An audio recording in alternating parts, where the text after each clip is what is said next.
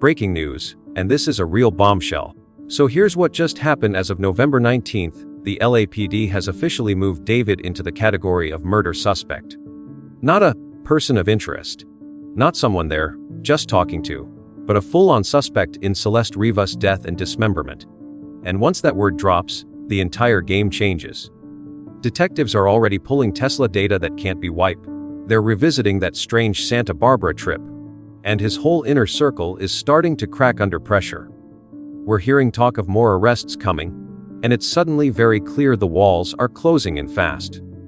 From this point on, the countdown has started, and honestly, the only question left is, which day will they put the cuffs on him? Eliminate all gray areas. Because once LAPD uses the word suspect, it means they've already crossed the legal threshold of probable cause. They're not guessing. They're not fishing. They believe David committed a homicide, and they now have enough evidence to walk into a judge's chambers and request an arrest warrant today, if they choose to. What they're doing right now is strategy, tightening every bolt, locking down every timeline, squeezing every witness who thought they could stay quiet. And here's the part no one has read: investigators aren't just looking at the days leading up to Celeste's death. They're pulling his financials, his messages, his private servers, his travel history.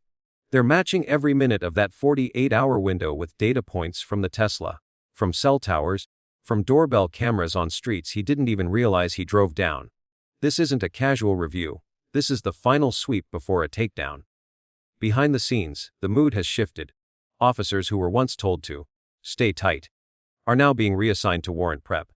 Prosecutors have begun mapping out the language of potential charges, not just murder, but post-homicide concealment, evidence destruction, and anything linked to how Celeste ended up in that frunk. Every charge is a brick, and they're stacking them carefully. Sources close to the investigation say two things are already happening. The first, people in David's circle are flipping, and detectives are treating this as a multi-person crime, which means the domino effect has started. Someone talks, someone cracks, someone runs, and when that happens, LAPD moves instantly. So if today is the day he became a murder suspect, tomorrow, or the day after, or next week, could be the day this entire case explodes wide open. And once the first arrest is made, it won't stop at one. This is no longer if, it's when. This is the final stage before prosecution. The point in every major homicide case where investigators already know what happened, who did it, and roughly how it unfolded. From here on out, they're not looking for the truth, they're securing it. When a case reaches this phase, detectives shift into a different mode entirely. They're no longer asking, did he do it? They're preparing for the courtroom battle. Can we put it in every direction, beyond reasonable doubt, against any defense strategy he throws at us? And that's why the timing matters. They're aligning the pieces, sensing the warrants, and waiting for the precise moment when filing charges won't just be justified, it will be unshakable. Privately, prosecutors are already drafting documents. They're building the narrative. What Celeste's last hours looked like. How her remains ended up in the Tesla. What David did in the hours and days after. And which digital breadcrumbs he thought he deleted but didn't. Every message, every location ping, every Google search now becomes prosecution ammunition. And trust me, they're not wasting a single one. There's also coordination happening behind the scenes. When police expect multiple arrests, they don't move sloppy. They wait for the moment where every target is located, every officer is in position, every warrant is signed, and every suspect is boxed in with nowhere to run. That could be dawn raids. That could be a late-night knock. That could be a traffic stop engineered to look routine.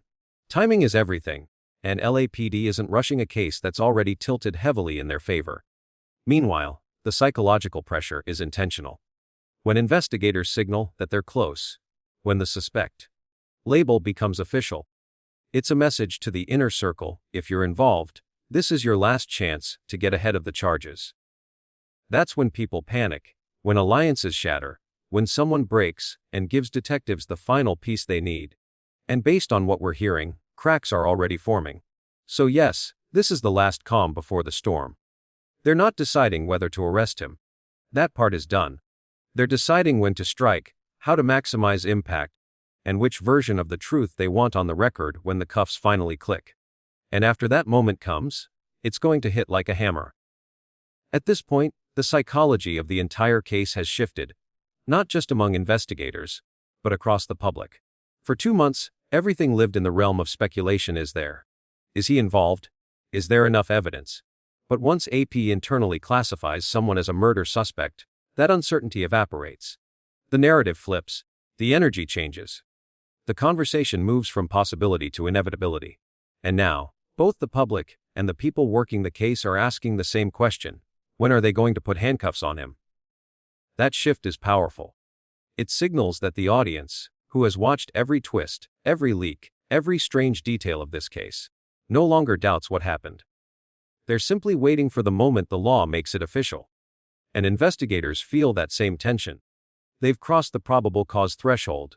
They've secured the evidence they need. They know the suspect's movements, his inconsistencies, the digital trail he thought he erased. Now they're operating on a countdown, not a hypothesis. Inside the task force, that shift translates into urgency. Not chaos, urgency. Detectives tighten loose ends, double-check reports, coordinate with prosecutors, prepare the arrest strategy. This is the phase where every small detail matters, because once the cuffs go on, the clock toward arraignment and trial begins. They want to walk into court, not just confident, but unbeatable. And the public senses it too. You can feel it online, in comment sections, in the tone of every discussion. A collective breath being held. Because at this point, it's not psychology has fully crossed over. It's, when was he handcuffed? And everyone feels the answer coming soon. From this point forward, David is no longer a free man in any meaningful sense, only a man who hasn't been physically arrested yet. The moment LAPD internally designates him as a murder suspect, he enters a legal perimeter that is nearly impossible to escape. Every move he makes now is watched, logged, compared, and analyzed. This isn't paranoia, it's standard procedure for a high-risk suspect in a homicide case. His digital footprint, his travel, his spending, even the people he communicates with, all of it is under a level of scrutiny he cannot see, but absolutely cannot avoid. In the very near future, this situation only tightens. Investigators are already monitoring patterns, whether he revisits certain locations, whether he attempts to wipe devices, whether he tries to influence potential witnesses, or whether he behaves like someone preparing for flight. And if he does, that alone gives Ella grounds to accelerate arrest plans. That's what, in the legal circle with no exit, truly means. He is boxed in by probable cause, contained by surveillance, and shadowed by a team now preparing the final arrest sequence. His social circle is another pressure point. Every person who still communicates with him is now unintentionally becoming part of the case. Phone calls get documented. Meetings get noted. Coded language gets decoded. And when investigators sense panic or coordination attempts within a suspect's network, they double down. This is why suspects often feel like the world is shrinking around them, because it is. Even his silence works against him. In homicide investigations, inaction is often as revealing as action. If he avoids certain people, investigators ask why. If he suddenly changes routines, prosecutors read it as consciousness of guilt. If he attempts to appear normal, they compare it to the timeline of discovery. Every breath he takes now sits inside a legal context that was not there before. And the future? It's already written in the structure of the investigation. David isn't operating freely, he's moving inside a tightening corridor. LAPD holds the evidence, the authority, and the element of timing. He holds nothing but the illusion of freedom. In reality, he's already living under the weight of the handcuffs, they just haven't clicked yet. Expose. ABC's confirmation that David refused to cooperate from day one is not a minor detail, it is a foundational turning point in the case. In homicide investigations, early behavior often speaks louder than later statements, and David's behavior immediately raised red flags for detectives.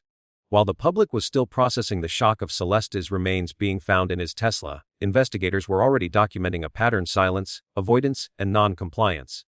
From the very first hours, when most innocent individuals cooperate fully, handing over devices, offering timelines, clarifying movements, David did the opposite. According to ABC's law enforcement sources, he withheld crucial information, delayed responding to direct requests, and failed to surrender his devices by the deadlines specified in the warrants, In cases of suspicious death, such behavior is treated not merely as strange, but as potentially obstructive.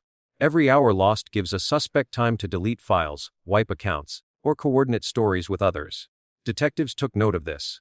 LAPD does not publicly criticize a person for failing to cooperate, but behind closed doors, these actions shape the direction and intensity of the investigation. When someone behaves like they have something to hide, investigators pivot quickly. They tighten surveillance, widen digital warrants, and begin treating the person as a likely suspect rather than a potential witness. And that is exactly what happened here. ABC reports that from the beginning, David maintained silence, offering neither clarifications nor explanations for the condition in which Celeste was found. More importantly, he avoided police inquiries, sometimes going through intermediaries instead of direct communication.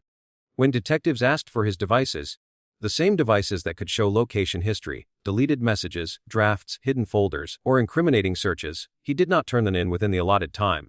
The failure to surrender devices on time is a major indicator investigators look at. Digital forensics today is not optional, it is central. Innocent people tend to overcomply. Take my phone. Take everything. I have nothing to hide. But suspects drag their feet, stall, or suddenly can't find a device. That delay tells detectives that the suspect may be deleting apps, scrubbing metadata, or transferring files off phone before surrender. And because David did this from day one, law enforcement interprets the behavior as a pattern, not an accident. This early non-cooperation is now being used to build the narrative of his consciousness of guilt. Prosecutors rely heavily on behavioral indicators. Did the suspect behave like someone who wanted the truth found? Or like someone preparing for a legal storm? David chose the second path. The public is only now catching up, but investigators have known for weeks his silence wasn't caution. It was a strategy. His delays weren't misunderstandings. They were defensive moves. And in homicide cases, that kind of behavior doesn't fade. It accumulates, and it becomes part of the foundation for charges.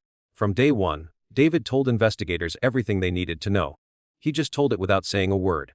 One of the most damaging developments in this case, and one that David's legal team absolutely did not anticipate, is the exposure of his PR team's behind-the-scenes attempts to polish his public image. In high-profile homicide investigations, public perception matters, but not in the way most people think. Prosecutors don't need the public to love or hate a suspect. What they do need is a clean, unmanipulated digital environment to understand how a community naturally reacts to the facts. When a suspect tries to engineer that environment, it raises alarms. Reports are now surfacing that David's PR advisors attempted to subtly steer comment sections, push sympathetic narratives, and encourage influencers to reframe him as a misunderstood artist mourning a friend, rather than the last person seen with Celeste alive, and the man whose car her remains were found in. These tactics might work in celebrity scandals, but in homicide cases, they often backfire catastrophically. And here's why: future jurors also live on the internet. They scroll, they read, they sense forced narratives. When a jury feels they're being manipulated, even indirectly, even months before trial, it plants a seed of distrust that defense attorneys can never fully erase.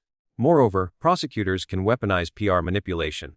In a trial, they need to prove that the suspect ran the PR campaign. They only need to show that attempts were made to influence public sentiment while the investigation was ongoing.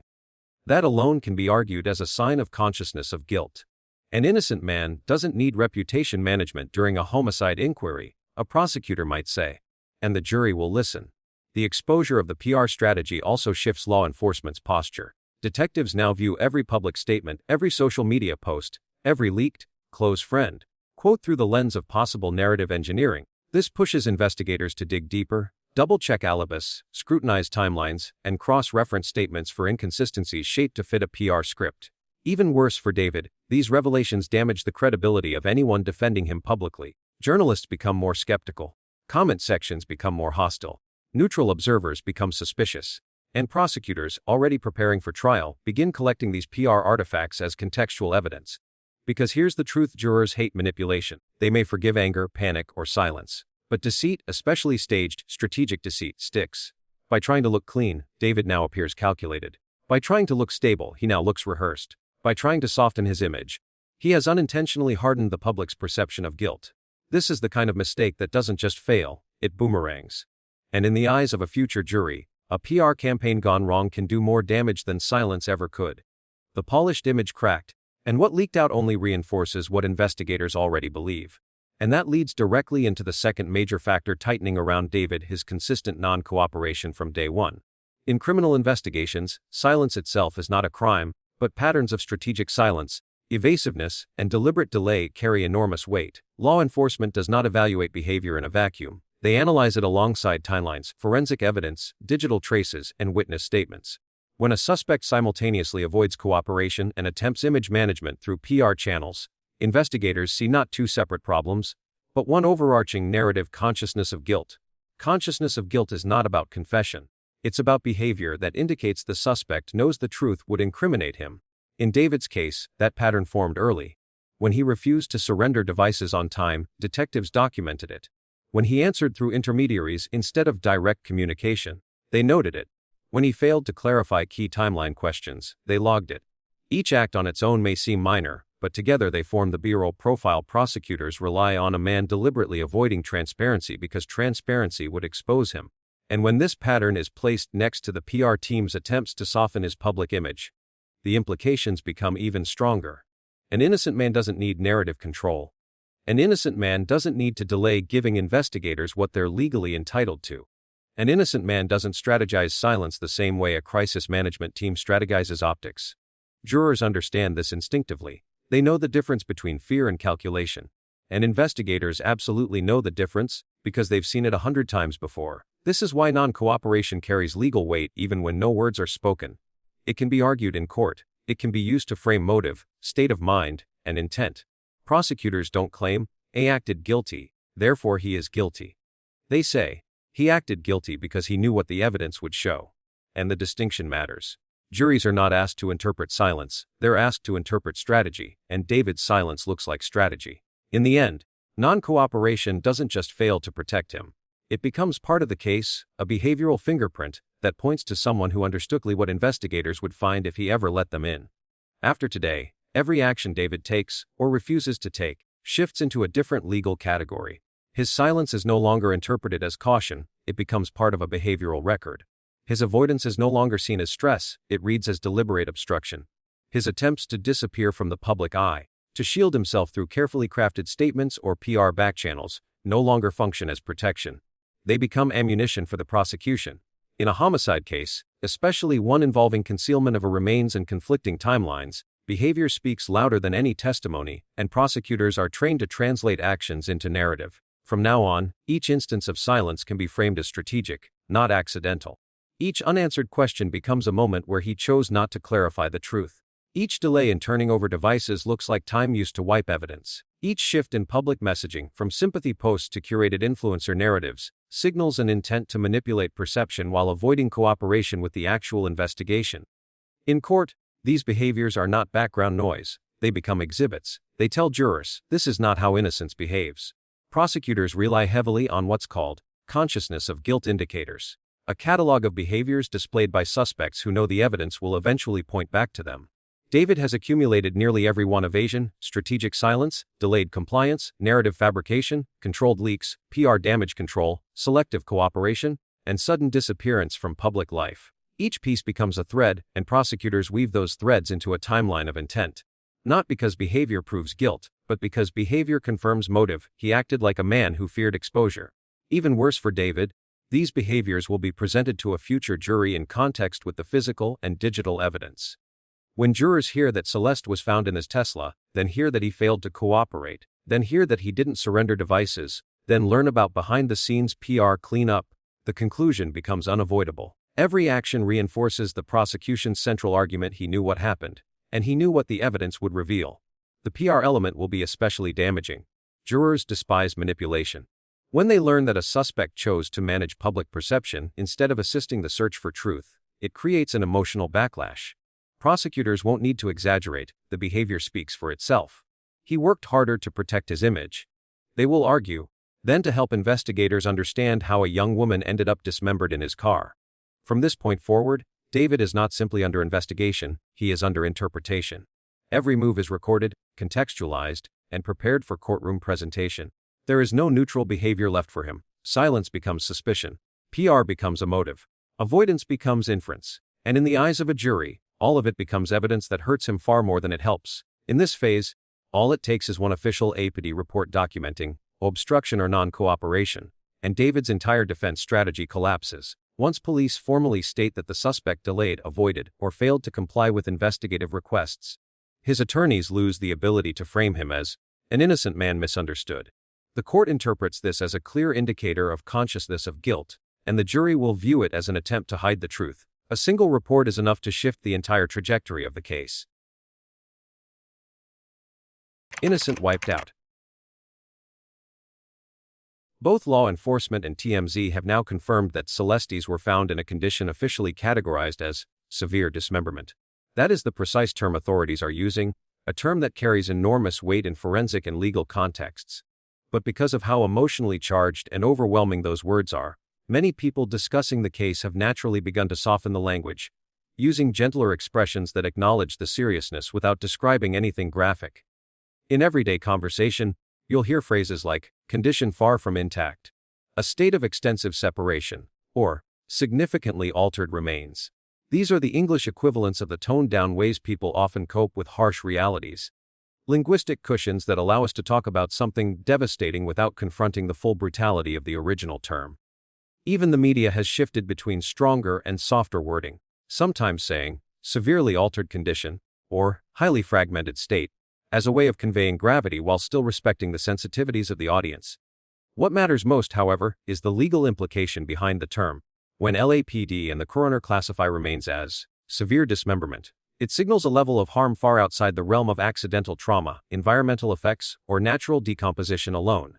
It elevates the conversation into the category of deliberate post-mortem interference, something investigators take extremely seriously. This classification shapes the entire investigative trajectory: what tools forensic analysts must use, what timeframe they must examine, what potential weapons or implements they need to consider, and what charges prosecutors may eventually pursue. The public doesn't need the specific details, and so far, authorities have deliberately avoided describing them. Instead, they stick to the official terminology, while commentators and observers rely on softer language such as a condition beyond normal recognition, complex separation of remains, or significant structural loss. These expressions function as emotional buffers, acknowledging that something profoundly distressing occurred without subjecting the public to unnecessary imagery. Even seasoned investigators are choosing their words with care. When professionals who routinely face violence speak in hushed tones or lean on euphemisms, it signals that what they encountered was exceptionally difficult. The deliberate restraint in their wording tells us everything we need to know about the severity, without needing to know more. For prosecutors, though, there is no softened language. In the case file, in the autopsy report, in court documents, the phrase, severe dismemberment, stands unaltered. It becomes a factual cornerstone of the state's theory, a detail that influences motive, timeline, and intent. And when the case eventually reaches a jury, the term will carry its full legal force, even if the surrounding testimony is delivered as gently as possible. Language can soften impact. People can talk around the edges to shield themselves from the shock. But the official record remains stark, unchanged, and unmistakable. Severe dismemberment may be spoken softly, but its meaning hits with full weight. Forensic specialists reviewing the case have quietly indicated that the condition of Celeste, officially described as severe dismemberment, suggests a level of complexity and physical effort that would be extremely difficult for a single individual to accomplish within a limited time frame. While authorities have not released the exact forensic findings, experts familiar with similar cases emphasize that such a degree of fragmentation typically requires time, tools, planning, and often more than one set of hands. Again, this does not confirm multiple perpetrators, but it raises that possibility as a serious investigative angle. According to forensic analysts, handling remains in this condition demands not only physical strength, but also logistical coordination, securing the location, managing materials, controlling noise, cleaning, and transporting the remains afterward. Specialists explain that in real-world cases, when remains are found in a highly separated state within just a few hours or days, investigators examine whether one person could realistically have done it alone. Most of the time, the pattern suggests collaboration or assistance, whether intentional or unintentional. That is why the possibility of accomplices has become an internal point of interest for investigators, not because of any public claim, but because the forensic reality pushes them in that direction. And naturally, when the possibility of more than one participant is raised, detectives broaden the circle. They begin revisiting everyone who had access to spaces, vehicles, or tools connected to the suspect. They look at who entered the home, who left, who communicated with him during the critical window, and who might have been aware of unusual behavior. In this case, that means one question becomes unavoidable: who else had proximity to David during the period in which Celeste disappeared, died, or was transported? Investigators would logically review the first: household staff or domestic workers. If there was a housekeeper, cleaner, assistant, maintenance worker, or any individual with regular access to the residence, investigators would naturally examine their movements. Not because they are suspects, but because they are potential witnesses. People in these roles often see things others overlook: unusual stains, odors, misplaced objects, hurried cleaning, or sudden schedule changes. Forensic teams typically re-interview such individuals because they may hold critical information unknowingly. Third, close personal relationships. Anyone with a close connection to the suspect, friends, romantic partners, collaborators, or trusted inner circle figures, also comes into view. Investigators examine who communicated with him before, during, and after the key timeline. Did he contact anyone in distress? Did anyone visit the residence? Did someone help him transport items thinking they were harmless? Did anyone notice injuries, scratches, or signs of panic? Again, these questions are standard procedure, not accusations. Third, individuals with access to the vehicle. Since Celeste's remains were found inside the Tesla, detectives are likely reviewing who else had keys, access codes, or the ability to unlock or move the car. Forensic telematics from the vehicle can reveal unfamiliar fingerprints, secondary movements, or pauses inconsistent with solo activity. The last people involved in the Santa Barbara trip. The unexplained Santa Barbara trip remains an investigative anchor because unusual travel during a homicide timeline often suggests either disposal attempts or assistance. Anyone associated with that journey, directly or indirectly, may be questioned again. A multi-person theory doesn't replace the primary suspect, it expands the scope. Even if additional individuals were involved, voluntarily or inadvertently, this does not shift suspicion away from David. Instead, it raises the possibility of someone helping him post-incident, someone witnessing part of the process, or someone participating knowingly or unknowingly. For prosecutors, an accomplice theory can complicate the case, but it can also strengthen it. If pressure is applied to secondary players, one of them may cooperate, provide testimony, or confirm details that investigators cannot obtain through physical evidence alone. A critical legal note. At this time, no one else has been named as a suspect. No household staff member, acquaintance, or personal contact has been identified publicly by LAPD. Any suggestion of an accomplice remains hypothetical and forensic-driven, not factually established. However, forensic science rarely lies, and when specialists say the condition of the remains likely required more than one person, investigators listen. Whether the truth reveals one perpetrator or several, the forensic trail, once fully analyzed, will lead them there. After November 19, every alternative explanation that once floated on social media. Maybe Celeste died naturally in the car. Maybe it was an OD. Maybe he panicked and tried to hide it. Effectively collapsed. Not because the public changed its mind, because LAPD's official shift in classification changed the legal landscape entirely. When investigators internally move someone into the category of murder suspect, it means the threshold of probable cause has been crossed. And once that happens, softer or accidental theories lose oxygen. They simply cannot coexist with the level of evidence police now believe they have. The idea that Celeste died in the Tesla by accident is no longer compatible with the confirmed forensic classification of severe dismemberment. Accidental death does not result in such a condition, nor does panic explain the degree of post-mortem alteration described by both police sources and media outlets. That level of separation, officially categorized as severe, suggests deliberate post-mortem interference, not medical emergency or spontaneous collapse. Likewise, the OD theory disintegrates. An OD victim is typically found intact. They are not transported, altered, or handled in the manner suggested by early forensic summaries. Even if OD were hypothetically involved, the subsequent condition of the remains elevates the situation into the realm of criminal conduct, not unlucky circumstances. The panic and cover-up theory, once widely circulated, also falters under the weight of the investigation's direction. Hidden devices, delayed cooperation, avoidance, and behind-the-scenes PR strategy do not look like someone who panicked for a moment. They look like someone navigating a legal crisis with intent. Prosecutors often interpret such strategic behavior as consciousness of guilt, not impulsive fear. There is also a darker speculative theory circulating online, one involving personal conflict. The theory goes like this, and it is important to emphasize this is purely hypothetical, not confirmed by police. Some commentators speculate that David may have feared the consequences of a potentially inappropriate relationship with a minor, or that an argument may have erupted in which Celeste allegedly threatened to report him. Under this theory, panic and fear could have escalated into violence, followed by an attempt to conceal what happened. Legally, this remains pure speculation, unsupported by official statements. LabAD has not confirmed this theory, and no evidence has been publicly released to validate it.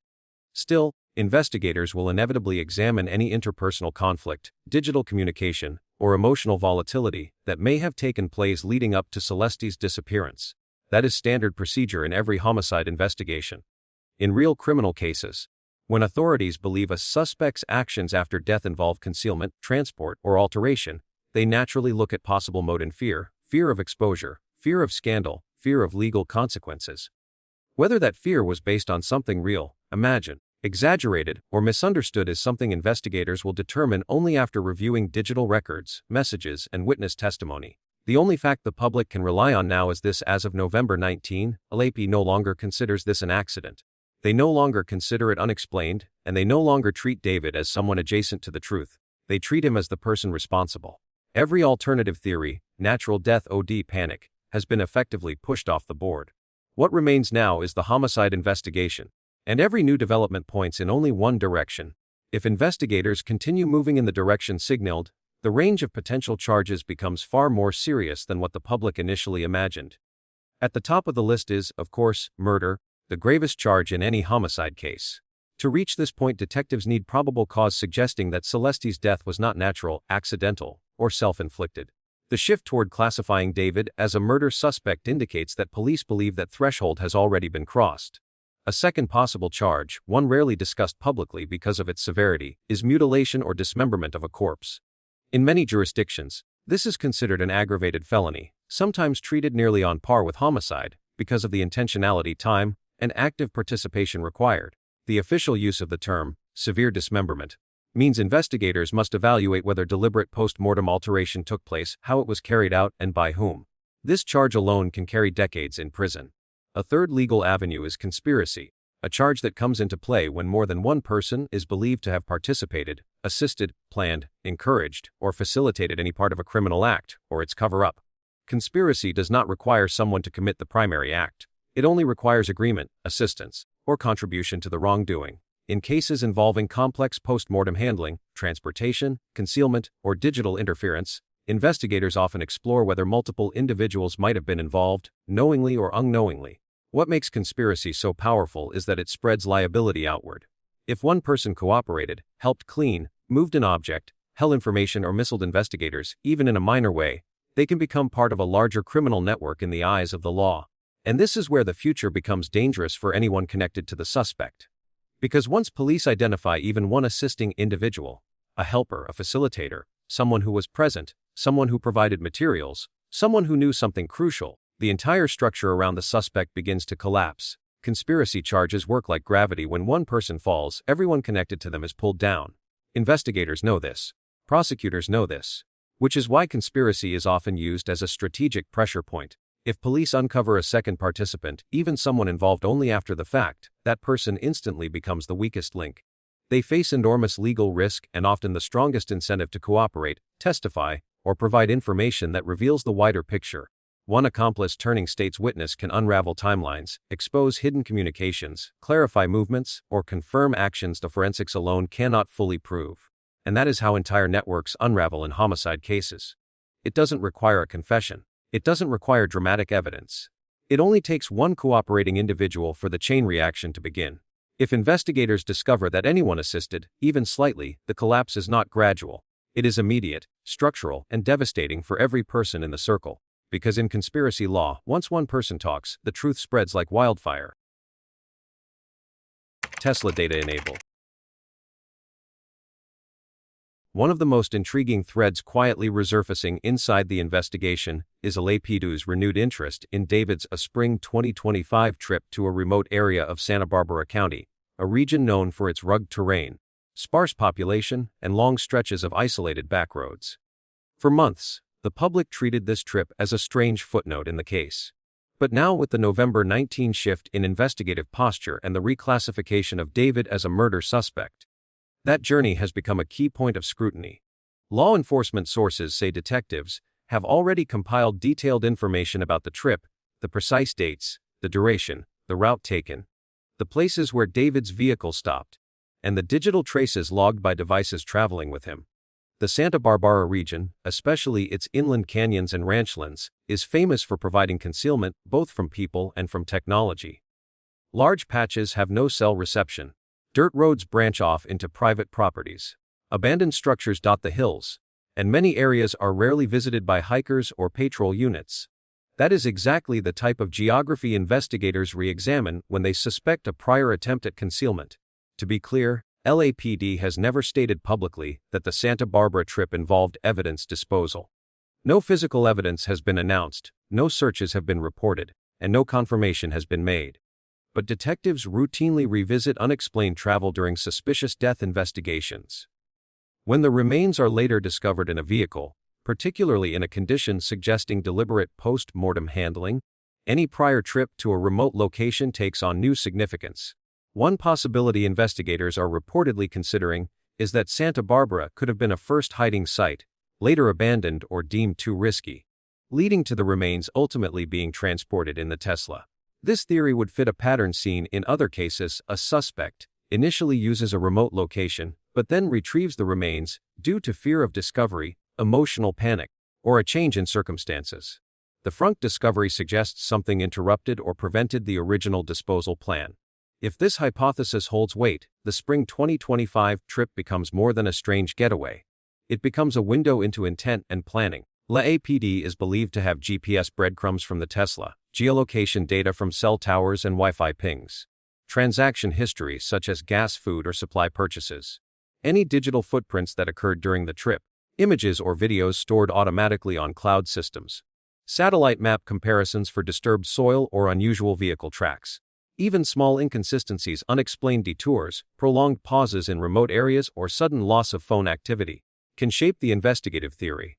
If detectives can identify a specific site associated with the trip, even hypothetically, it could profoundly reshape the next phase of the case. A previously used disposal location, even if nothing remains there now, would indicate deliberation. It would undercut any narrative of panic or accident. And more importantly, it could reveal whether David acted alone or whether the trip involved someone else. Remote regions hold secrets that urban environments cannot hide.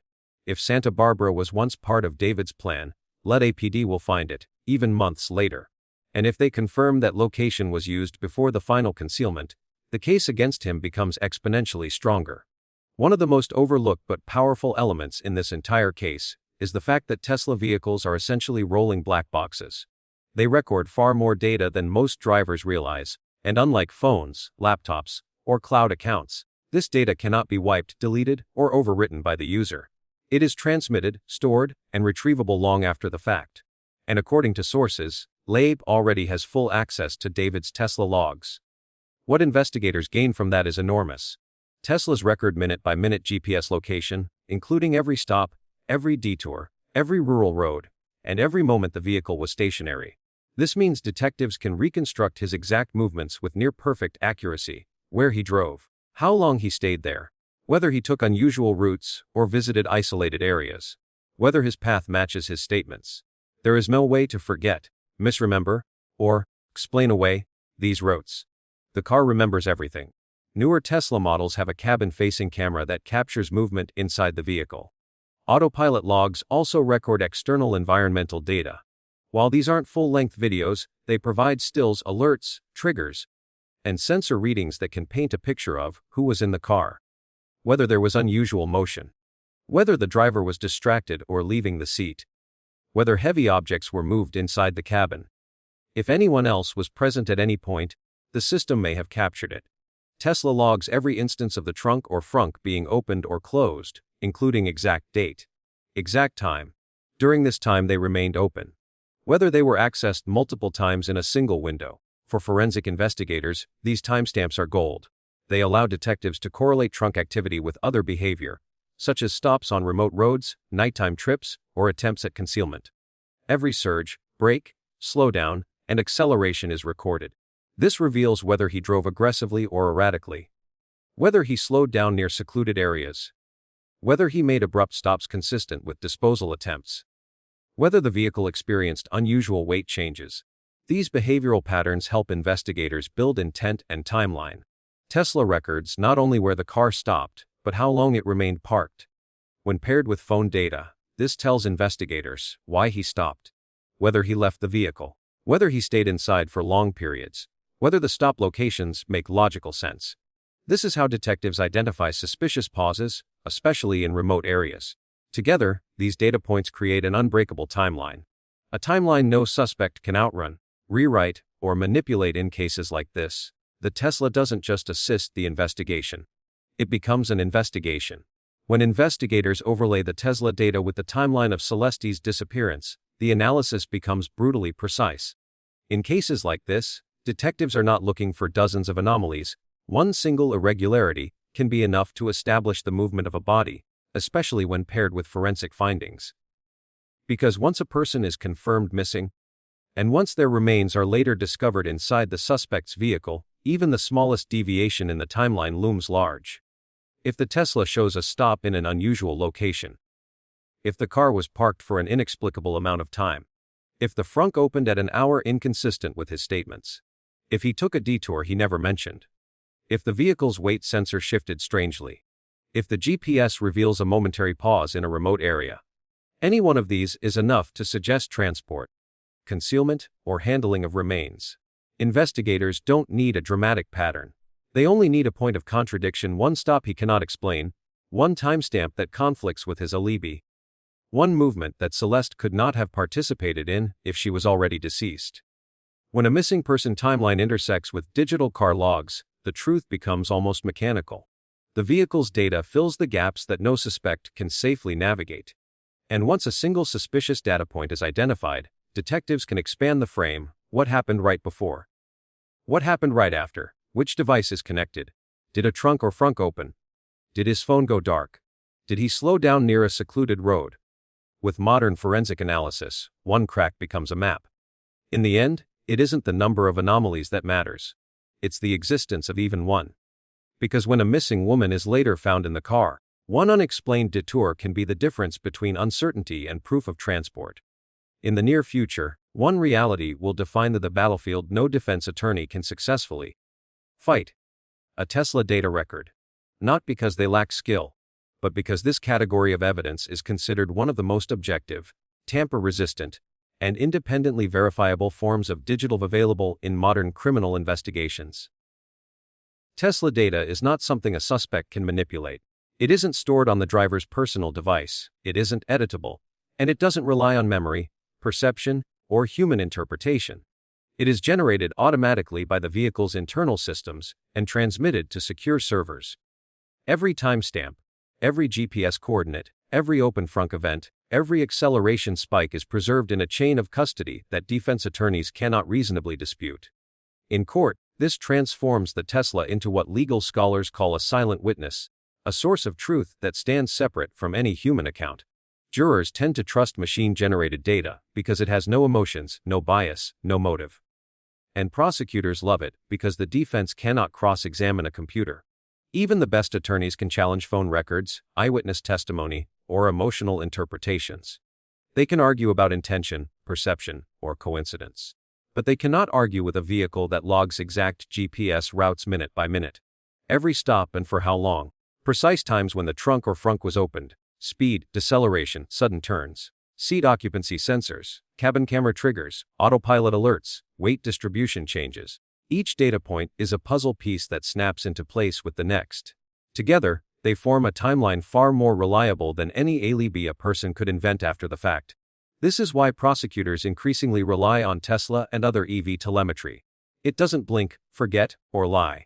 In David's case, once the timeline of Celeste's disappearance is laid side by side with the Tesla logs, the picture becomes so detailed that lawyers lose room to maneuver. If the car made an unexplained stop, the data proves it. If the frunk opened in a remote location, the logs timestamp it. If the vehicle slowed at an odd time, the sensor records show it. If the cabin camera is triggered, that trigger is preserved. The defense cannot argue. That didn't happen. When the car itself recorded it. At best, they can try to explain why it happened, but not deny that it happened. And that is the true power of this evidence. It eliminates the possibility of rewriting events. Human stories can shift. Digital records do not. For jurors, this becomes the decisive factor. They don't need speculation, emotion, or narrative. They see the car's data, a trail of digital breadcrumbs that no attorney can erase. And once presented, it locks the case into a framework no defense strategy can escape. In the end, Tesla doesn't take sides. It simply tells the truth. And in court, that truth is nearly impossible to fight. First statement. When TMZ released the line, "There could be other arrests," it was more than just a provocative headline. It was a rare public signal that the investigation had begun expanding in scope, widening outward from a single primary suspect into the realm of accomplices, facilitators, or individuals who may have played a supporting role, knowingly or unknowingly. In high-profile homicide cases, that kind of language does not appear unless law enforcement is already exploring multiple threads simultaneously. The phrase, "other arrests," implies something fundamental. Investigators no longer believe the crime, the aftermath, or the concealment were carried out entirely by one person. They are examining the possibility that the events surrounding Celeste's death involved coordination, assistance, or post-incident help, all of which fall under separate felony categories like obstruction, accessory after the fact, tampering, or conspiracy. For detectives, expanding an investigation is not done casually. It requires identifying inconsistencies that cannot be explained by one person's timeline alone. It involves digital evidence showing communication during key windows. It involves evaluating physical logistics that would be difficult for a single individual to manage. And it means looking closely at the network around the primary suspect: friends, employees, associates, people present at the residence, people who had access to the Tesla, people contacted before or after the disappearance, and anyone who helped with transportation, cleaning, or misinformation. TMZ's statement almost certainly comes from law enforcement insiders, who provided the quote, because the case has reached a point where the public needs to prepare for a broader fallout. This type of leak typically emerges when investigators are already conducting secondary interviews, reviewing secondary devices, or issuing new warrants linked to individuals who were previously considered peripheral. If other arrests occur, it would signal several possibilities: someone helped after the death, someone provided materials or access, someone witnessed activity and stayed silent, someone helped mislead investigators, someone knew what happened earlier than they claimed, someone assisted in moving or concealing the remains. Even indirect involvement can lead to criminal exposure. And that is what makes the hint so significant. It suggests detectives may have already identified at least one individual whose actions need legal scrutiny. For the primary suspect, this is catastrophic. A homicide case becomes exponentially harder to defend once additional parties are brought in. Each new arrest adds pressure. Each new witness adds risk. Each new confession or cooperation deal adds clarity to the timeline.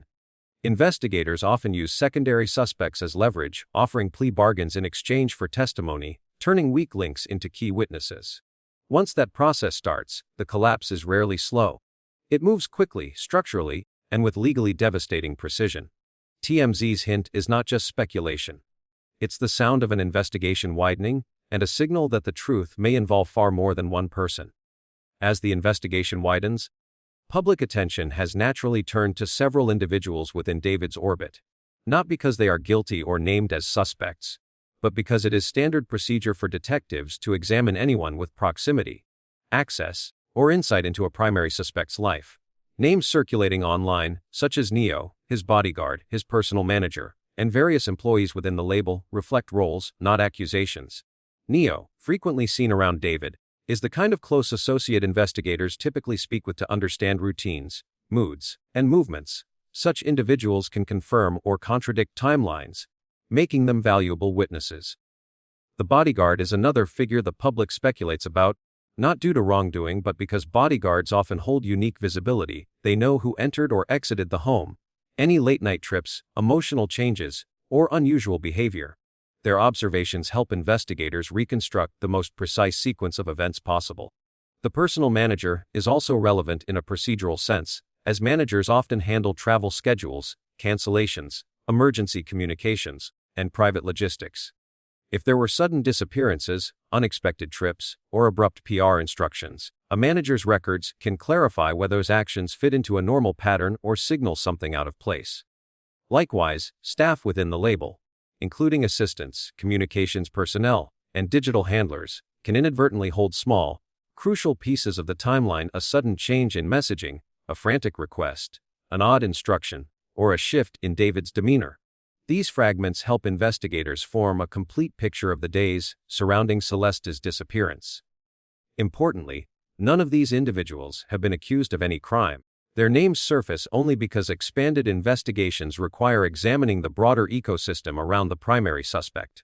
When TMZ reported that there could be other arrests, it signaled that police are at least exploring whether anyone, knowingly or unknowingly, assisted after the fact, whether through transportation, misinformation, or silence. But just as easily, these individuals may prove to be key witnesses, whose cooperation helps narrow the focus back onto David alone. The widening of the lens does not imply guilt for everyone around him. Rather, it reflects the reality that major homicide investigations often on the people who were closest to the unfolding events. Detectives must determine who saw what, who knew what, and whether anyone's actions, no matter how small, helped shape the timeline. In that sense, the scrutiny on Neo, the bodyguard, the manager, and label staff is less about suspicion and more about mapping the truth. As pressure intensifies around the investigation, one outcome becomes increasingly likely if there are additional individuals involved, whether through assistance, knowledge, concealment, or post-incident support.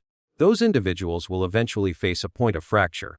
In high-stakes homicide cases, the legal system is designed to apply enormous pressure to anyone adjacent to the primary suspect. And when the walls begin to close in, co-defendants rarely stand together. Instead, they begin calculating their own survival. This is where plea deals, agreements to plead guilty in exchange for reduced charges or a lighter sentence, become the most powerful weapon prosecutors possess. Plea deals are not offered out of kindness, they are issued strategically. Prosecutors extend them to individuals who can provide information, testimony, or context that strengthens the case against the primary suspect.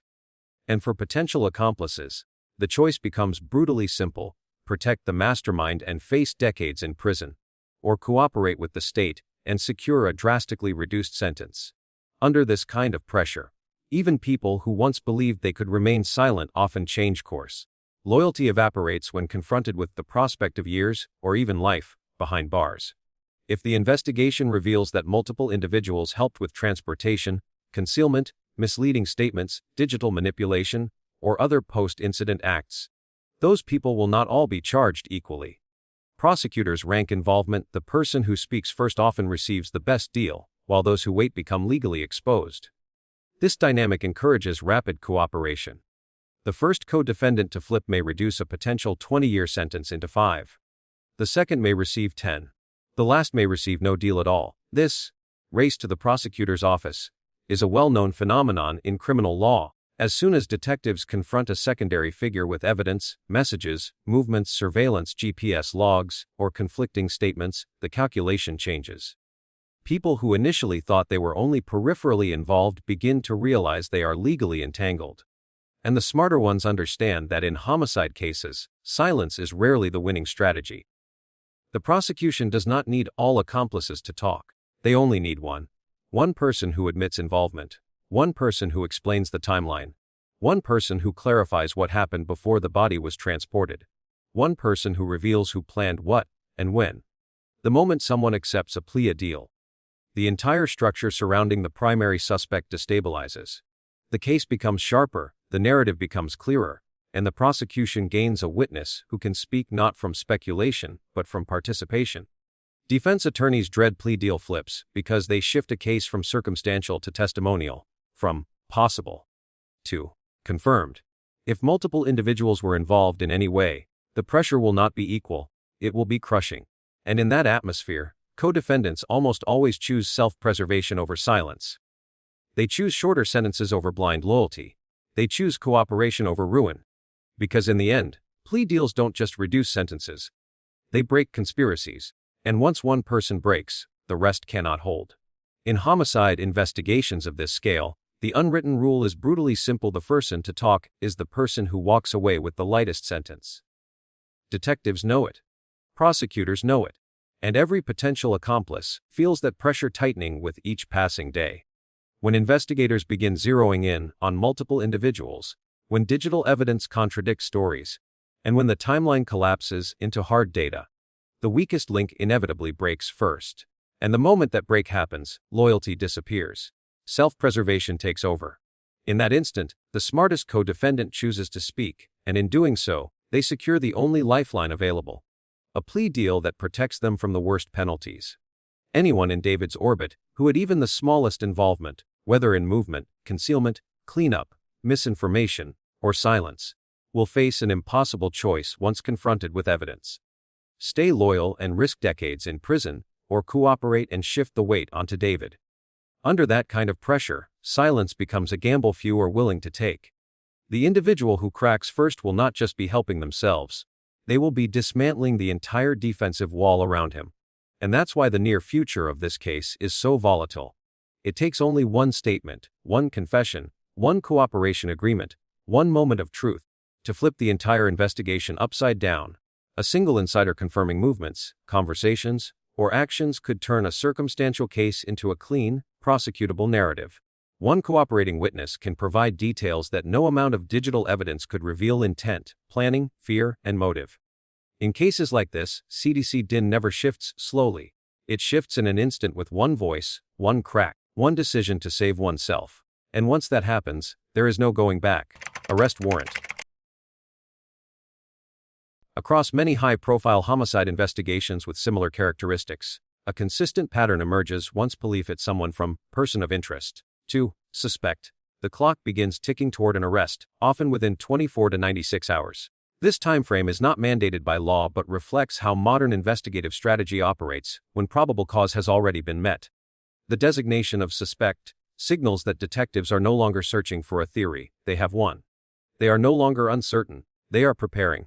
In cases involving concealed remains, suspicious post-mortem activity, irregular digital footprints, or evasive behavior after the victim's disappearance, the shift to suspect status is almost always the final operational step before handcuffs. During this 24 to 96-hour window, investigators focus on tightening their cases, securing last search warrants, confirming the suspect's location, coordinating arrest teams, reviewing Tesla-style digital logs, verifying trunk open timestamps, conducting final interviews, and assessing whether the individual poses a flight risk or potential harm to others. Once media outlets like TMZ begin reporting that someone is viewed as a suspect, police often accelerate their timeline further because public awareness increases pressure, co-defendants panic, and the risk of evidence destruction rises. In similar cases across the past decade, such as homicides involving body transport, digital telematics, or multiple participants, arrests routinely happened within this exact window once the suspect label was applied. It reflects a simple investigative truth. After probable cause is established, delay serves no one, neither the safety of the community nor the integrity of the evidence. Detectives recognize that prolonged hesitation gives suspects time to flee, coordinate stories, clean locations, or pressure potential accomplices into silence. By contrast, swift arrests prevent that erosion. When viewed through this lens, the suspect designation is less an announcement and more a tactical milestone. It represents the point where police stop wondering whether they will arrest someone and begin planning the most strategic moment to do it.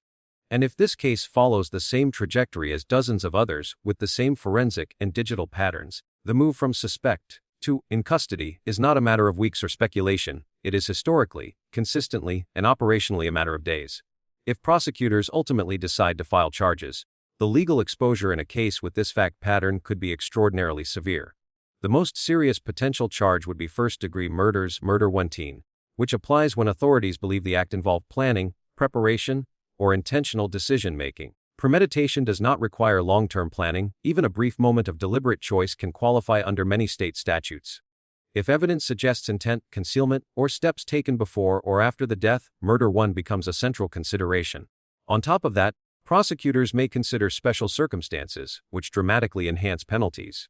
One of the most serious special circumstances under California law involves the dismemberment or mutilation of remains. When deliberate post-mortem handling reaches an extreme level, it can elevate the case into a category that allows for life sentences and removes eligibility for early release or parole. The official forensic description of severe dismemberment is the kind of language investigators must examine when determining whether special circumstance enhancements apply. The third legal dimension is even more severe. If the victim is proven to have been under 14 years old, the case enters one of the harshest sentencing frameworks available in the United States. Crimes involving minors, especially those involving violence, concealment, or aggravating factors, often trigger mandatory life without parole enhancements. Legislators write these statutes intentionally to protect vulnerable victims and treat such offenses as among the most unforgivable in the criminal system. Together, these three categories, first-degree murder, special circumstance dismemberment, and victim under 14, represent the highest tier of criminal liability. A defendant facing all three would be confronting the possibility of life imprisonment with no possibility of parole. Again, these are theoretical charges, not confirmed filings. But legally speaking, this combination is as severe as it gets. In reality, once an investigation reaches the combination of severely altered remains, high-res illogical evidence, and cracks forming among potential accomplices, the path forward for the primary suspect becomes extremely narrow. Not because guilt is predetermined, but because the available evidence leaves very little room for alternative explanations. In modern homicide cases, these three elements, physical condition of the remains, digital forensics, and human cooperation, form a triangle of proof that is exceptionally difficult for any defense team to overcome. First, when remains are found in a highly fragmented or deliberately altered state, investigators interpret this as intentional post-mortem interference. That single fact eliminates most accidental or natural cause theories. It signals planning tools, time, and actions that are incompatible with panic or misunderstanding. Even without knowing who caused the harm, the condition itself becomes a permanent forensic anchor that shapes the entire case. Second, technological evidence, especially from smartphones, cloud services, and vehicles such as Tesla's, creates an unbreakable timeline. Digital logs record movements, openings, location pings, stops, weight shifts, communications, and deleted activity patterns that suspects cannot alter after the fact. Tesla alone can reconstruct minute-by-minute routes, trunk access, cabin behavior, and detours. When this data is paired with the timeline of the victim's disappearance, it provides a form of proof that is not subjective, emotional, or debatable. Defense attorneys cannot argue with censor data. Third, when pressure increases, secondary participants often begin to fracture. In many major homicide cases, it is not the physical evidence but the people around the suspect who break the case open. Someone who was present during a key moment suddenly realizes their own exposure. Someone who helped after the fact feels the weight of potential charges. Someone who believed they could stay silent reconsiders when investigators confront them with digital receipts. And once even one individual chooses to cooperate in exchange for leniency, it rearranges the entire legal landscape. These three forces, forensics, technology, and human pressure, reinforce each other. Physical evidence supports the digital timeline. The digital timeline contradicts alibis. Cracks among associates validate what technology already suggests. When these align, the defense has fewer angles, fewer narratives, and fewer opportunities to create reasonable doubt. It does not mean a conviction is guaranteed. But it does mean the margin for escape becomes vanishingly small. Legally speaking, cases built on this tride don't collapse. They tighten, until every path leads to accountability. Looking ahead, the direction of this case appears almost irreversible, not because anyone has declared guilt, but because the weight of the evidence, the pace of the investigation, and the behavior patterns already established point toward a future that is extremely difficult for any legal team to counter. At a certain stage in major homicide investigations, the momentum becomes so strong that no lawyer, no PR firm, and no silence-based strategy can slow it down. And this case is rapidly approaching that stage.